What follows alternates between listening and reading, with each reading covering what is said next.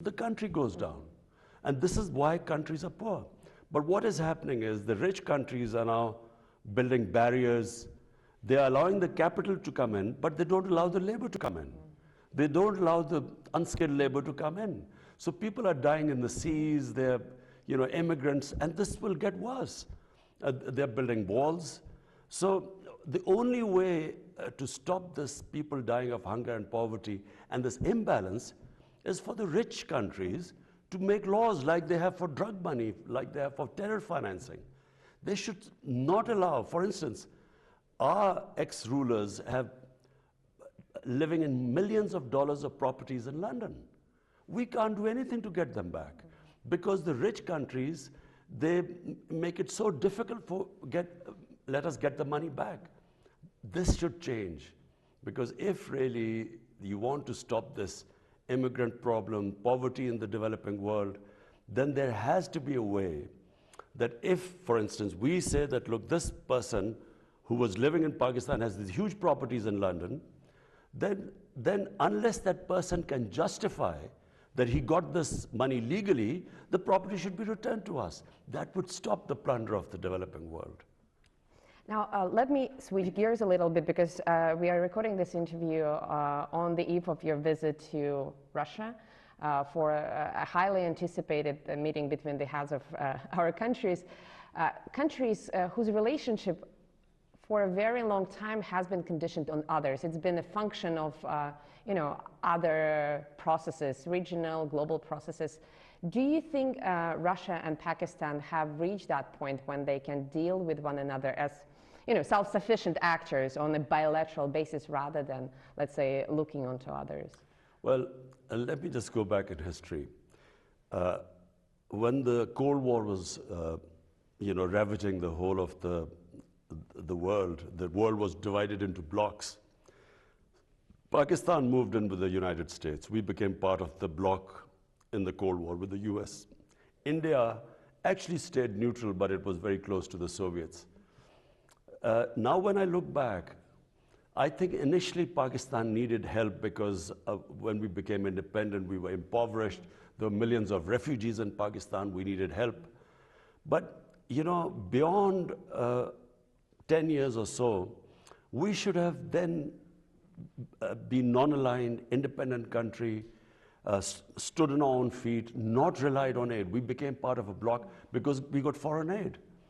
When you look back, foreign aid is a curse for a country because you do not fix your own systems, you do not raise your own revenues, you don't increase your exports, you rely on handouts, and it stops a country evolving and developing and becoming self-reliant. So the world being divided into Cold War blocks and Pakistan becoming part of a bloc, when you look back, it stopped us from developing as a country. Well, you cannot go back, but you can change things moving forward. So do you think at this point? So you learn from history.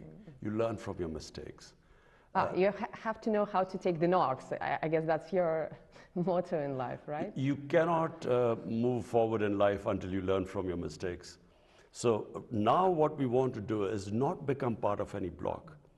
We want to have trading relationships with all countries. We have suffered. India became a hostile country, so the trade between them was minimal. Iran had sanctions, so we couldn't trade on the west side. Afghanistan has 40 years of conflict, so we couldn't go north and then to Central Asia. And we couldn't go to Central Asia because we became part of the US bloc, and Central Asia was part of the Soviet bloc. So what we want now is trade with everyone. And what is the purpose behind it? To raise our people out of poverty.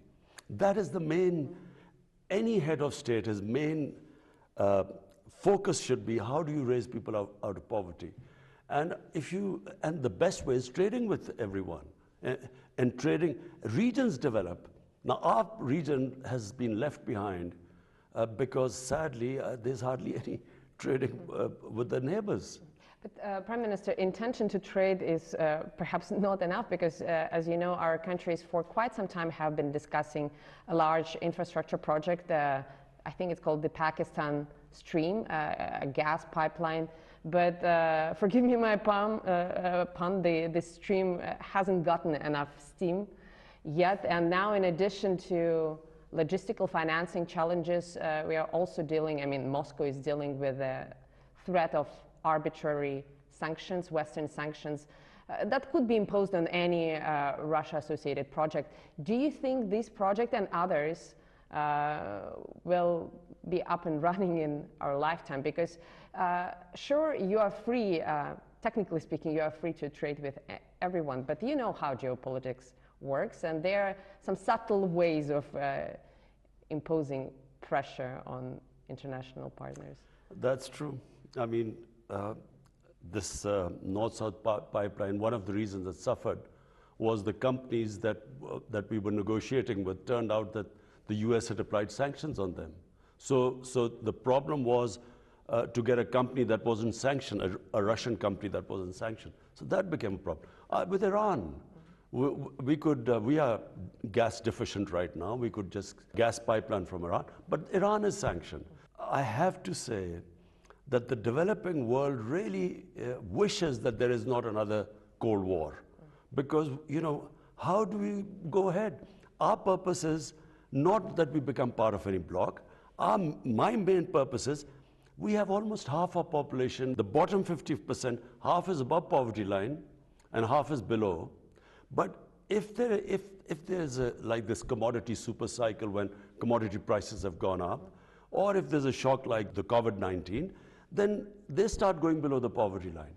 So the last thing we want is the world divided into blocs, sanctions, and I'm hoping that this Ukraine crisis is resolved peacefully. But do you think this pipeline will be up and running while